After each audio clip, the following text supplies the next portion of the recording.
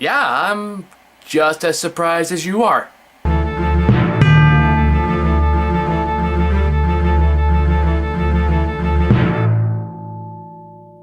Hey guys, welcome to another episode of Very Right or Very Wrong. Today we are taking a look at Bumblebee, which is a movie I haven't really talked about too much on this show at the very least up to this point, mostly because I haven't had too much to say about it. And that being said, we kind of followed it pretty closely up to this point.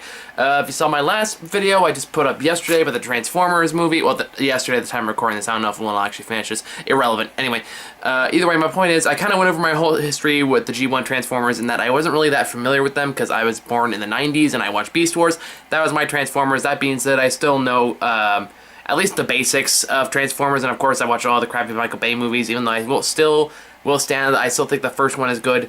The rest of them, I like parts of the fourth one.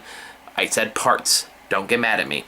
Anyway, so Bumblebee is the offshoot movie that everyone kind of thought was gonna suck, but then they actually had like good directors and good actors, and it actually looks pretty damn good. So we're gonna take a look at the trailer. Let's get started. Let's start with the pros.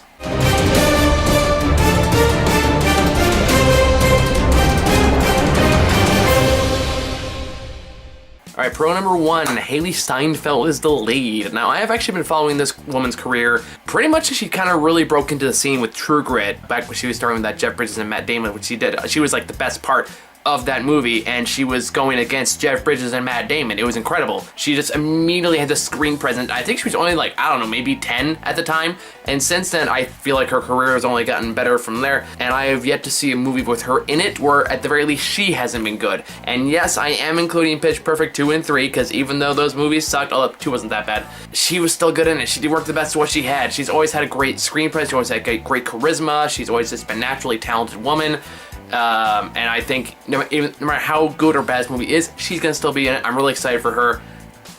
Yeah, Haley Steinfeld's great. Moving on. Alright, pro number two, Bumblebee's design. Quite frankly, the way they've redesigned Bumblebee for this movie is kind of brilliant, because it still keeps the general aesthetics from the Bay movies, like them or not, but at the same time they also condense them. They deliberately make it smaller, which was a smart move, because it does add a bit more level of innocence to it, and you are able to connect to it a little easier. This one doesn't seem like as smarmy and as bro-ish and as pompous as the Michael Bay version was, and it feels like it's taking it back to the start, which is good because it's a prequel. My point is, it feels like they're trying something new while changing as little as possible, and it looks like it's a very minimalistic design compared to the more bombastic Michael Bay designs, and that's a good thing. I'll talk more about the general designs of the Transformers in a bit, because that's gonna be a big talking point. And if you've seen this trailer, you know what I'm talking about, so we'll definitely get to that. But until then, Bumblebee design looks great. I think it's a great way to freshen up the character. I think it's a good way to introduce a character that I don't really think many people are asking for a spin-off of. So I think it's gonna pay off. I think it's gonna look good look. Anyway, next pro. Okay, this next pro actually doesn't have anything to do with the movie itself so much as the director. The director, of course, is, first off, it's not Michael Bay, thank the Lord. It is actually a new director, and therefore it definitely feels like it's a very fresh take on the Transformers movies, because this is the guy who made Kubo and the Two Strings, which is one of the best anime movies. I think it was the year before last. And sadly, not enough people saw it. But either way, that director has a lot of clout. He has good reputation. He knows how to do animation. He knows how to visualize a scene. He knows how to convey emotion and heart and soul into a movie that involves almost entirely animated characters. I think he's a good fit to freshen up the Transformers series. I think from what I've seen, he's gonna do it, which leads me to my next pro, the heart and soul that this movie seems to have already. Now, for those who don't know, they actually re-showed the original Transformers 1986 movie for a Phantom event that I saw just the other day, and in that time they showed a clip for Bumblebee where they basically showed him and Haley Steinfeld kind of meeting for the first time, and they kind of interact with each other the first time. That like 5-minute scene had more heart and soul than anything in like all the Transformers movies, because it's just two characters interacting and bouncing off each other. There's no dumb jokes, there's no immaturity, there's no bro culture, there's no toxic masculinity, none of that's there. It's just two characters, both kind of trying to figure each other out, and it's a very naturalistic, it's a very good scene with good acting, and it feels authentic, it feels heartfelt, and that alone, okay, between that and the clips you see in the trailer where you do see them interacting, it shows like it feels like the movie's gonna be focused primarily on the relationships. So something that none of the other Transformers movies at this point have done, and that is a very exciting prospect. Now granted, Transformers have always been kind of a little cheesy, and I feel like it's kind of important to carry a bit of that cheese in there with it, because they're giant robots that transform into cars. By that concept alone, it has to be a little cheesy. But the Bay movies always kind of went too far into that cheesy category to the point where it just became absurdly immature and obnoxious and just way too bro-ish. But this one looks like it's gonna find a good balance between that and having characters you like and characters you care about, and it looks like it's gonna carry you through the entire movie. So I'm really excited about that. And the big pro we have to talk about, it's so beautiful. The design for the other Transformers in the movie, outside of the ones that are getting to Earth, we'll get to that in the con section, but when you actually see Cybertron in this trailer, it's so good. It's all the classic G1 Transformer designs. Like Optimus looks exactly like he did in the old show, and Soundwave's in there. They even got like I forget which one has the cassette players, but the cassette tapes have transformed into stuff, but they have that too. It's all like the classic designs, and it shows that you can make a damn near perfect translation from cartoon to live action, which is actually really impressive. And it kind of goes to show you that, yeah, you really don't need all the busyness that the Michael Bay designs always had. You can make the classic designs work, and just seeing that kind of taps into that nostalgia factor that I feel like the Transformers have always tried to tap into, but have never really succeeded. This one feels like it does, because it feels like it's respecting the source material. Again, something you can't really say about the Michael Bay films. Yeah, this one definitely feels like it's made by someone who looked at the source material, respects the source material, as goofy and as cheesy and as dumb as it is, and just decided to embrace it. And I feel like, now I'm definitely not one of those people that think you need to do exactly like the source material in order for it to be good. I'm not like that. I'm perfectly okay with changing things to fit the medium. That being said, if you can find a way to make the original designs work on the big screen, then absolutely go for it. And this movie definitely looks like it's shooting for the moon, and all the scenes, all the Autobots and Decepticons, all of them look just great.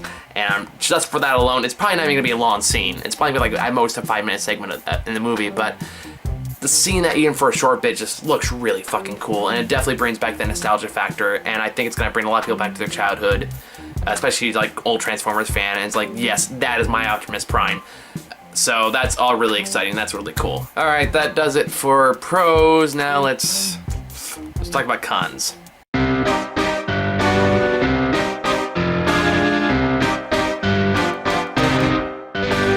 Now luckily I don't have too many cons in this one, so hopefully this will be relatively short, but there are a few notable ones I feel like I do need to mention. The first con I have, and I feel kind of bad for picking on him, but John Cena. No, I don't really have anything against John Cena or anything like that. I mean, from what I've seen, he seems like a perfectly fun guy, and I think it's actually really good in comedies. I think he'd be very funny. I don't really see him as having much screen presence. Now I'm happy to be wrong, but I don't know.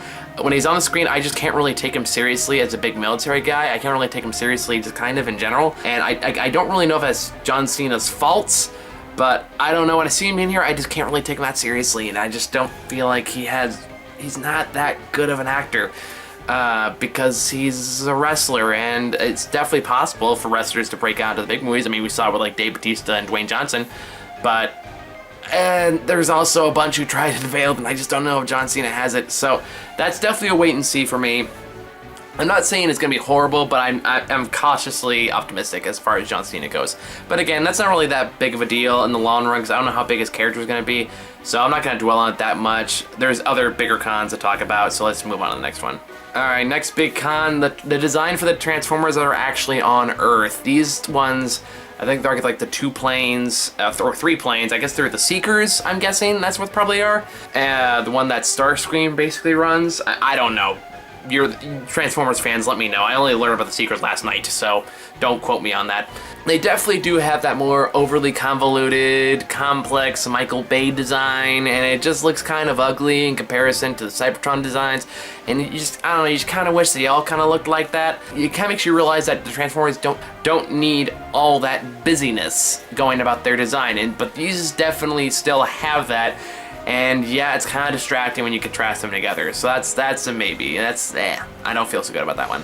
Okay, the third con I have with this trailer is I don't know how this movie's... I don't know if they're using this movie as like a soft reboot for the entire Transformers franchise. I know they're basically planning to reboot it as soon as the movie comes out, but I'm wondering if this movie's successful, if they're just going to start off with this continuity, because already, just based on what I've seen, there are already some continuity errors popping up, and I'm kind of already having some questions. Like, the big one I had was, apparently in this movie, Haley Steinfeld gives Bumblebee his name, but does Optimus know that? And does, like, Bumblebee have amnesia in this movie? Is that why he can't really fight? Is that why he doesn't know what his name is? Did she just get really lucky and get it right the first time? Is that what happened? And if she does give him the name, how does Optimus know what his name is when he gets to Earth? And what was all that dumb bullshit in the last one about how he and Hot Rod fought in World War II or some bullshit? I don't know, like, stuff like that was kind of like, alright, I have questions, but if the movie's good enough, I'm willing to look past it. That's more of a nitpicky, plot hole, analytical bullshit kind of thing. And so, as long as the movie's good, that stuff's probably not gonna matter. So, I'm not gonna dwell it too long. There is one more thing I'm definitely gonna dwell on though, and that's this.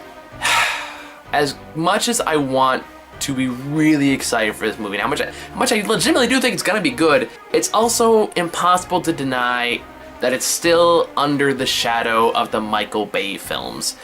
And you can still feel that influence throughout the entire trailer. As much as you can tell as the directors and the writers and the actors are trying to transcend what came before and try to, like, salvage this franchise, you still can't escape the fact that it still has the Michael Bay designs, it still has the Michael Bay world, it still hopefully doesn't have the Michael Bay characters. But like in the way like the Transformers on Earth feel, the way the government's involved, how everything takes place in a desert or some kind of sandy place, or like hopefully not a city. Everything's definitely still has that Michael Bay, like you can see Michael Bay's fingerprints all over that, and I wanna hope that it can do better, but I think it's impossible not to be concerned about that fact as well. And I think it'd be kind of naive to just straight up ignore Michael Bay's influence on this movie, because it has to be. It's a prequel to a movie that takes place in the universe he created.